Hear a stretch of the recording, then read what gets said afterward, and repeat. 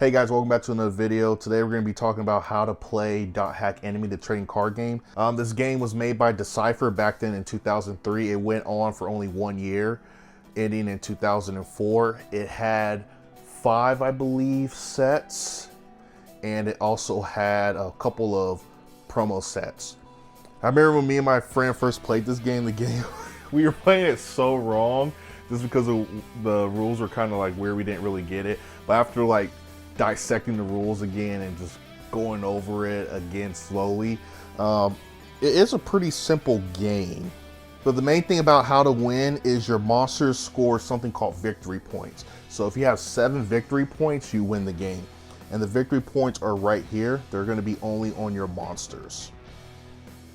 So the card types that we have right now are, the first one is your monsters. So like I said, these attack your opponent's PCs and they score victory points. The next card type are your PCs. So these defend against monsters and use items to enhance their power. And then this right here are items. These are what can be attached to your PCs to just make them stronger. Next, we're going to be going over the action cards, which are, you see the A right here. So the action cards, so pretty much these are cards that you would reveal to surprise your opponent. So typically, if you see it right here, see if that just, there you go. You see a flip effect, which we'll go over that later. So typically action cards have flip effects because you're going to be playing them upside, not upside down, you're going to be playing them face down. Next set of cards are your event cards. So these just represent things that happen between battles. I like to think of these as, these happen pretty much like before battle and things like that, whereas these happen during battle, the action cards. I do not have it on me. It's somewhere in my storage, but the next card are the field cards, and those are just like places where you battle. But other than that, let's just break down the cards so you know what each things on the cards mean. All right, so first thing we're going to be talking about are the monsters. So if you look at the top left hand corner right here, it has the letter M. That just tells you that it's a monster card. Top right hand corner is your destiny value. So we'll go over what that really means. That's typically during the battle, and we'll get to that segment later. Next are your victory points on your monsters. So whenever you win a battle, you score a victory point, and that just shows the amount of victory points that's scored right here. So this monster, if he wins a battle, will score 1 victory point. Moving right here is the name, and then you have the card type again is monster. This is the species right here, and then this is its strength. So at the bottom left hand corner, this card doesn't have it, but I'll show you right here. That is the element of the card. So elements are pretty important because cards will typically state spotting a certain element, so you need to be able to see those elements in order to play it. And then other than that, this right here shows the to play. So in order for you to play a card, it'll tell you the conditions, what conditions need to be met. This one right here, there's no requirement, so you can actually just play this card. And then down here for the monsters, it just shows you the reward whenever you win a battle with that. So I do want to mention, so there's this keyword right here, storable. So what a storable means is you can store this in like a little card pool area. And whenever you store a monster, that's just saying that this monster can attack later on in the game. So if you see right here, it says storable, may attack when your knives attack. So if you play another knife to attack, you could bring this in to come in to attack as well. So that's just what storable means. And then other than that, these are pretty much the same. The PC, top left hand corner tells you it's a PC, and then right here states it's a PC. Up here is Destiny. And then these are just the effects. This right here really comes into the effect next set, like set 3 and 4. 3 and 4 are pretty expensive now, but if you really want to play this game, you want to get set 1 and 2 because they're relatively cheap. They're like probably $20 a booster box. Yeah, so it's extremely cheap. So if you want to get into the game, that's how you get into the game. But the later games or later sets, they have like level 2 and level 3s and things like that. So that's why the levels really matter. But other than that, there's no real point for the levels currently right now in the format that me and my friends play, because all of our characters are level 1. And then just over here, looking at the item cards. So each item card has like IA or IP or IW. That just tells you it's an item and the subtype of the item. So it could be, for example, this is a protector, which is why it's a P. This right here is an armor, which is why it's an IA.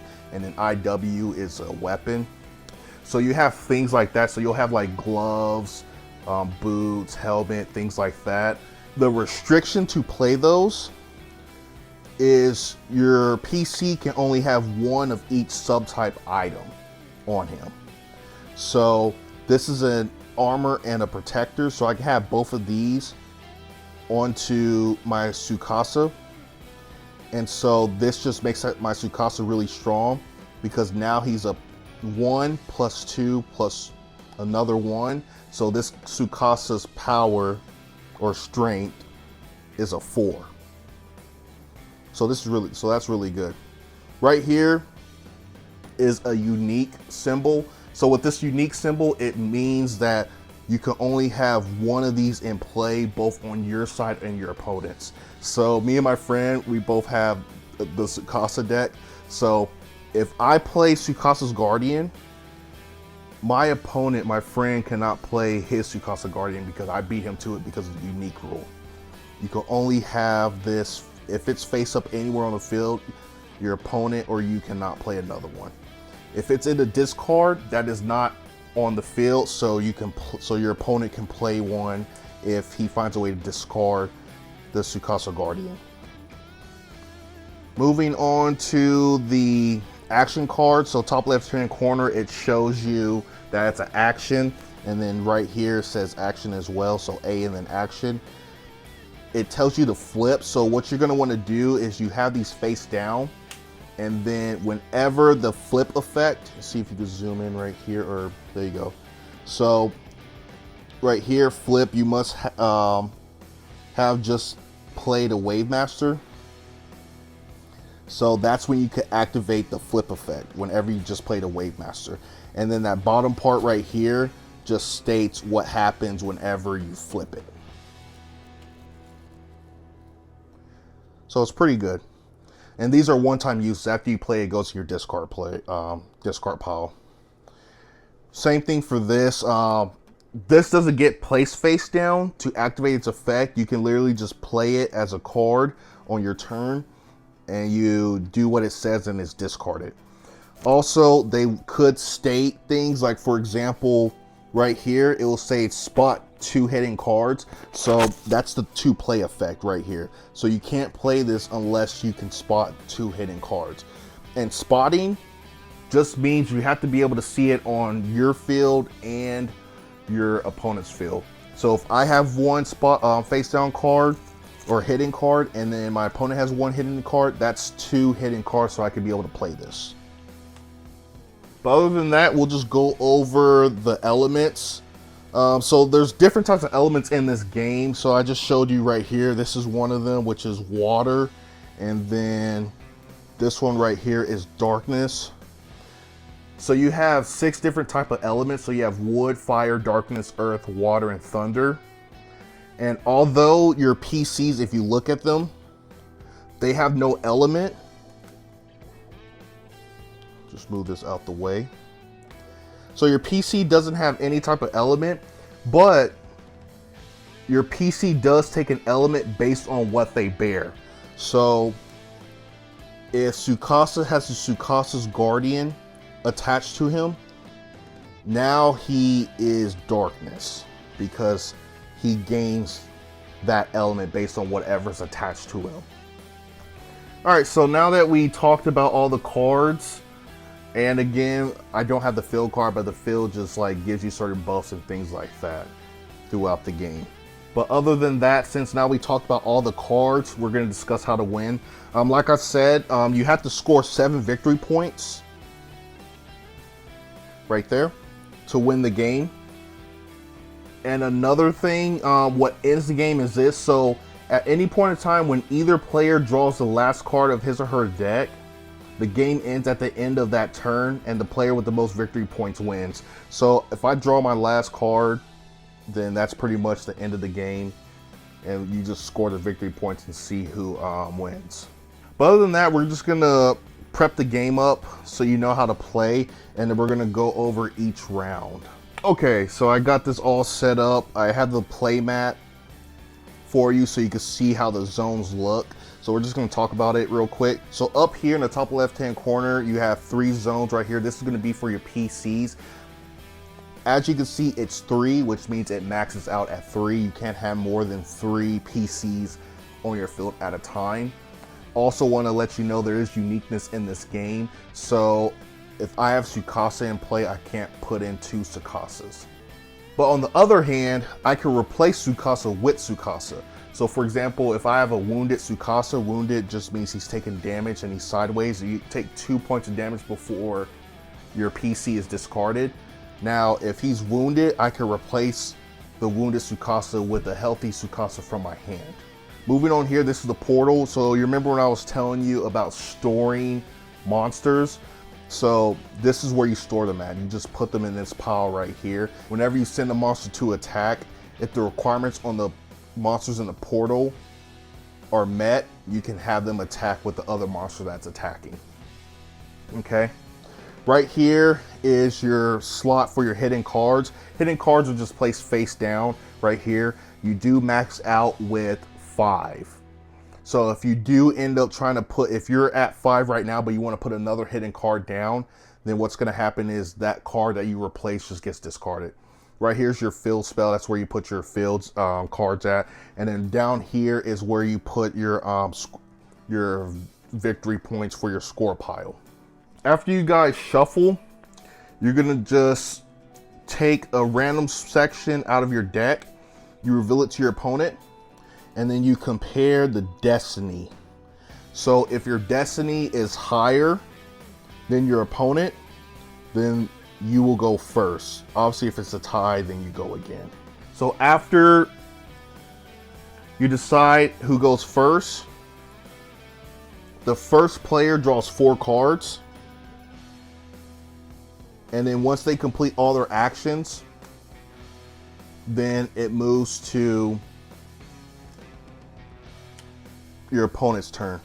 The sequence of play is as follows. So the first thing you want to do is your draw step, next is your play step, and then after that will be your attack step. All right, so first we'll go over your draw step. So I'm just going to move these a little bit to the left. All right, so your draw phase is a little different compared to other card games. So what you're going to do is at the beginning of your draw phase, you draw the top card of your deck, and then at this point you hit the reconcile phase. And so what that part is in the draw phase is if you have more than 5 cards in your hand at this point, you have to discard cards until you have only 5 in hand. Okay, now let's just say it's my turn. I have only 2 cards in hand, so at my draw step I draw 1 card. Now, if I, at any point at this phase, when it hits the reconcile during my draw phase, if I have fewer than 5 cards, then I draw up to 5. And that right there is the draw phase. So after the draw phase, you go to the play step. This is where it kind of gets slow, because at the play step, you can only play 1 card per turn, and that ends your turn and goes to your opponent. And in order for you to play cards, they have to have, if they don't have a requirement, then you can pretty much play them for free. But typically some of them have requirements. So for example, this cedar wand, it says in order to play it, the bearer must be a wave master. Okay, so there's play limits in this game. So for example, each player can only have 3 PCs like I talked about earlier. And then you can only have 5 hidden cards like I talked about earlier. And then the subtypes which I touched base on earlier in this video. You can only have one of each subtype on a PC. And then also the uniqueness of the PC, you can only have like one Tsukasa in play as one of your playable PCs. And then you may only have one field in play at a time. And then like I said, if everything's filled up, then in order for you to make room, you just have to discard what you're going to be replacing. But other than that, those restrictions, we're going to talk about what all you can do as playing a card. So, like I said, you can only do one of these during your turn, and then your turn ends. So you could play a PC on your turn, you could play an item onto your PC, you could play a monster. So whenever you play a monster, you're either storing them or you're attacking with it. And then you could play a field card, you can play an event, or you can play a hidden card. Now notice this right here. I could even place this as a hidden card. Now, it would suck because I won't be able to access this because I won't be able to flip it. So it'll be kind of dumb for me to do that. But in this game, you have to be able to do something. So if you can't do nothing, then you have to end up playing a hidden card. You can't just pass. And then the last thing that you could do on your turn is you could discard your hand. But you can only do this if it's on your first turn. So the reason why, that's essentially your mulligan. So if you draw a bad hand, you can just discard your hand, because when it comes to your turn again, you draw back up to hand size, which will be 5. So for example, we'll go into our play phase. And so this game is relatively slow, but once you get all your cards and you set up, then the game gets really fun. So the first thing I'm going to do is I'm going to play Tsukasa. And so Tsukasa has a pretty good ability. If Tsukasa cannot log out, if Tsukasa is healthy, you may wound him to return a storable monster that is fighting to its owner's hand. That's a really good ability. So after I play that ends my turn. So you can see why this game, it takes a long time. It's a very slow game, but once you have everything all set up, the game gets really fun. And then like I said, if you ever take damage, then you just put them sideways like this. And then let's say my opponent goes, and then it goes back to me. And so what I would do is I would draw a card. And then as you can see, these are level 3s. So they have a 2 play. So to play this, I have to discard 4 cards, each of a different element, or I sacrifice a level 2 weapon. Oh, this is a level 3, right? I don't know if I said level 4 or level 3. So these are pretty good. All right, so after we drew this, so the next thing I want to do is, so looking at this Cedar Wand, it's a level 2, but it says in order to play this, the bearer must be a Wave Master. So that's the only restriction to play it. So I could just put this on my Tsukasa, but it says this: when you play this item, log out this bearer. Hence why Tsukasa is really good, because Tsukasa can't be logged out. And so essentially what logging out is, you just log, you just turn them face down. And at the start of your turn, after your draw phase, you log in 1 card each turn. If your PC is logged out, you have to log them in first. You can't log in items, any type of items. It has to be your PC first, then you can log in your items. But this is only once per turn, so it'll go like this. This counts my login, and then my next turn is when I could be able to log this back in. All right, other than that, we're going to go to my turn again. So I'll draw right here. So right here, you can see that this disco knife, it says it's a power, its strength is 1. To play, there's no requirements. And then it's a storable, may attack whenever one of your other knives attacks. So we're gonna put this and we're gonna store it right here in our portal. So whenever we decide to attack with a knife, this can attack too. Okay.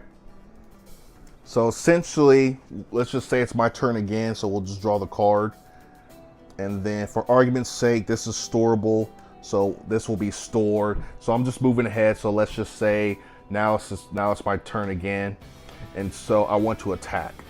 So notice whenever I'm playing these cards, these end my turn, it goes to my opponent. So this, I play this, my turn ends, it goes to my opponent. I play this, turn ends, it goes to my opponent. And then now, let's say I decide to attack with this because there's no requirement, so I can just have him attack. So if he attacks, he's a knife. These storables say, may attack when your knife attacks. So this is a knife. So I could have these come in to attack with him. Okay? Now I do want to mention this. And let me just speed up a video and then just show you what I mean. Okay, so now we're gonna talk about fights. So let's just say my opponent is playing these cards, they're all attacking me. So whenever this happens, whenever you defend, it's all or nothing. So I could choose not to defend. And so if that happens, my opponent scores all these monsters. And so that'll be 1, 2, 3, 4, 5. They'll score 5 victory points and they get to do all their rewards. All right. Now let's say I do decide to block. Now with blocking, if I decide to block, you must block with all your PCs. You can't decide to just block with one PC and that's that, and have everything else go through. Like I said, this is an all or nothing. If you decide to block, you have to block with all your PCs. So whenever you do block, the defender chooses how he wants to block. So looking at the cards, you just set it up. So I'll go right here. And then after that, I'll decide to block like this and then block like this, okay? Now, once I assign my PC to my opponent's monsters, at any point, if there are any remaining monsters, as you see right here, there's 2 remaining. Now my opponent decides where these monsters can go. Now, this has to happen. He can't decide to just leave them out of the fight or be uncontested. They have to join a fight. So if he wants, he can have these 2 go here, these 2 go here, these 2 go here, or just split it up like this. So it's all up to how my opponent wants this to happen. So let's just say my opponent wants to try to kill off Elk right here. Now I do have effects. I'm not doing the effects right now because I'm trying to make this as simple as possible, just so you guys can understand how to play. But just know I have certain effects on some of these cards where they do matter that I can do. So I just want to let you know about that. So always read your cards and things like that so you know when you can do your effects and things like that. Now, after your opponent has assigned the remaining monsters, it goes back to the defender. Now the defender chooses which battle to do first. Now, while this happens, if I have any hidden cards in play that are active, I can decide to reveal them if something activates them right now, okay? So that's why you want to always look at your hidden cards, because they have flip effects to where you can play them. Let me see if I have a good flip effect on one of these. So this is a good flip effect. So your Wave Master must be in a fight. You must flip this card before drawing a Destiny. All right, so that's pretty much where we're at now. So I could flip, if this was ever face down during my turn, I could flip this up because the conditions were met, because my Wave Masters, all these are Wave Masters. They are in a fight right now, and I can flip it up, and it says if that Wave Master wins the fight, heal all your PCs. So this is pretty good. Now, it said before Destiny. What is Destiny, you might ask? Now, whenever we're fighting, as you can see right here, Tsukasa with his item in play, which is this weapon, He's the 3, so a 3 against a 2. So naturally, I will be winning. Now, this is where the destiny comes in. So whenever you guys are attacking, once everything has been assigned, both players reveal the top card of their deck. And it goes to the discard pile, and you look at the destiny, which is the top right-hand corner number, and you add that number into your strength. So I revealed a 5 destiny, which is really darn good. So my 3 becomes an 8. So now Tsukasa's power is 8. And then let's just say my opponent reveals their card. It's a 4, so it makes it a 6. Okay. So what happens now? That's the end of battle. So damage happens.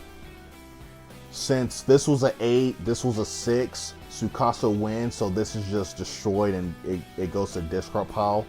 Now, let's just say this monster was tied with Tsukasa's strength or higher. That monster wins. It gets scored in the victory score pile. You add his victory point, and you do the reward as well. Okay. Now rewards are optional. You could choose not to do it, but typically you're gonna want to do your rewards because they have pretty good effects.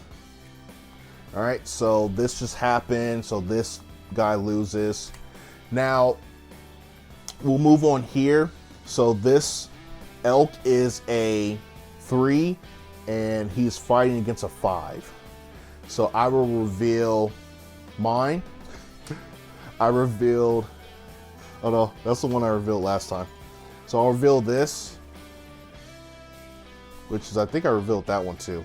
So, all right, last one. I reveal this. This is a 5. So this gets added, this will be 8. And then my opponent will reveal from the top of their deck, which is a 4. So that makes it 9. So this is higher than elk. Now, naturally what will happen is he gets wounded, okay? Now, there is something called tolerance in this game. If you see anything that has these gray dots right here, that just tells you that your character has a tolerance, which means in order for them to be dealt damage, the opponent's monster has to have 2 more power higher than them in order to deal damage. Now, this one right here was a 9, 3, 4, 5, 6, 7, 8, 9. And this was an 8. So I lose, but I do not get wounded because this means I have a tolerance of 2. So this means he would have to have a 10 or higher in order to have elk be wounded. Now, he still wins. So this still wins. So if you have a group of monsters in a fight that win, you do all the rewards, but you can only score one of them. So you typically want to score the one that either has the most score victory points on it, or one that you don't really care about, because in this game there is recursion. You can find a way to get cards back into your hand or back into your deck. So I would just say, like, I will score this and these go into your discard pile. Now, reward is optional.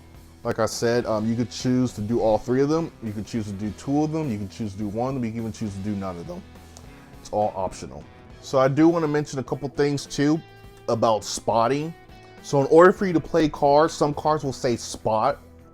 So for example, this one right here says spot 5 knives. This one right here says spot 2 of the same element. Now, spotting knives, anything that you spot has to be on the field. Discard, your discard pile isn't considered in your field. So if there's anything in your discard pile, these do not apply where it says spot. So in your score pile is a spot, out here in place a spot, on your PC and what they're holding, and also in the store, in the portal where you store your monsters, that is, you can spot things like that as well. Okay, so in order for me to play this could be played because there's 3 of the same elements, and this one says spot 2 of the same elements.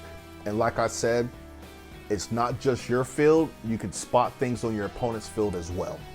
Yeah, but other than that, guys, that's pretty much the basis of this game. I like it. It's pretty fun. Me and my friends play. We love it. But I do want to talk about just a couple of things. So for example, there's certain icons in the game where you could see, I don't have it on this deck, but my goblin deck I do. There's a goblin icon. I'll probably like take a picture, I'll put it on this screen somewhere so you can see what it is. And so what that goblin item does, so there's 4 goblin items.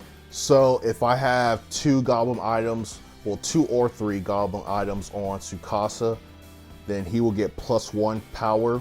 And then if I have 4 goblin items on him, he'll get +2 power. And the next icon I want to talk about is the speed icon. That's the icon of the clock.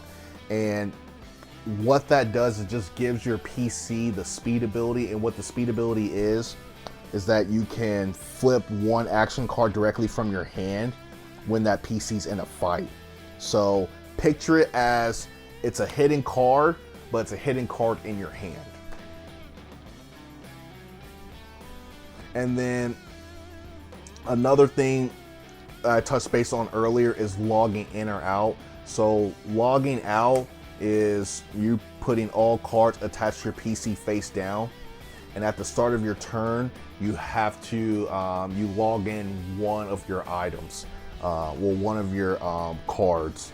So if you have your PC that's logged out and item cards, you have to log in your PC first before you log in your other item cards, okay? Now, like I said, you can only do 1 login per turn. So if you have a lot of cards that's logged out, it's gonna take you some time to regroup.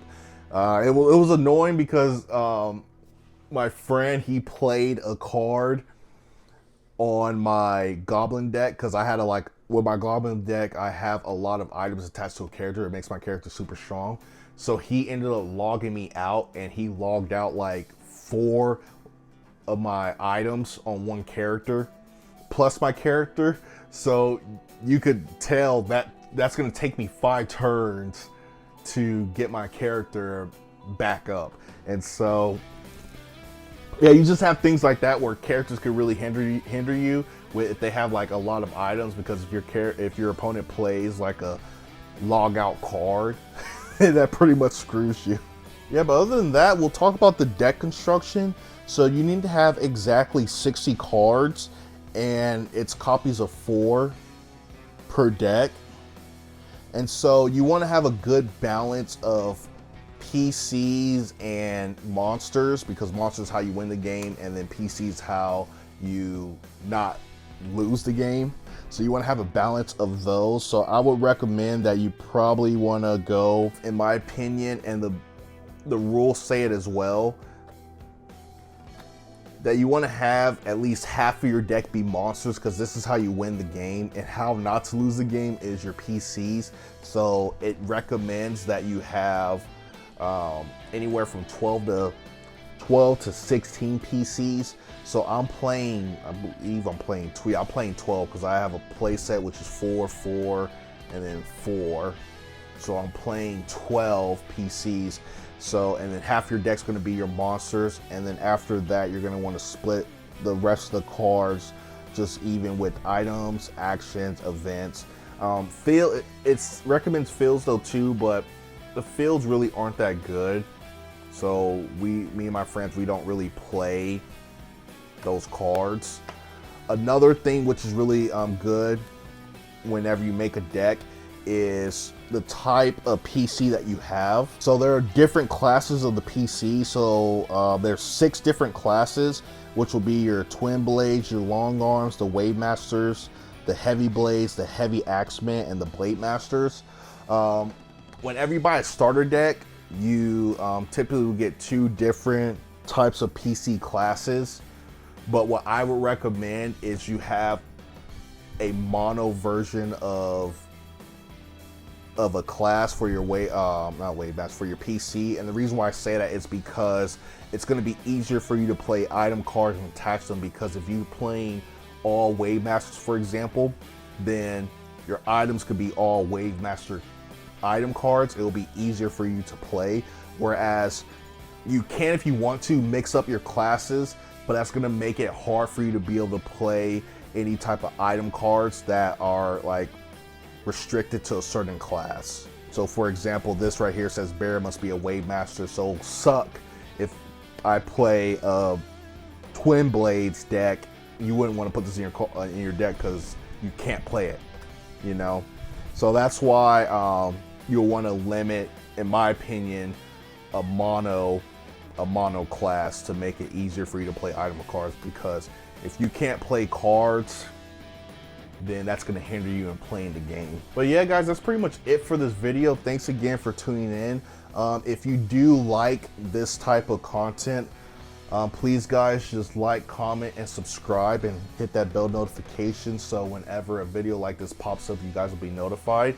And then the next thing I do want to do for this is have a gameplay of this so you can see me and my friend play. That's coming soon. That is coming soon. We have a lot of coming soons for games to play for our card games, but this is definitely going to be one on top of the list. But yeah, other than that, that's pretty much it, guys. Thanks again for watching. We'll see you in the next video. Peace.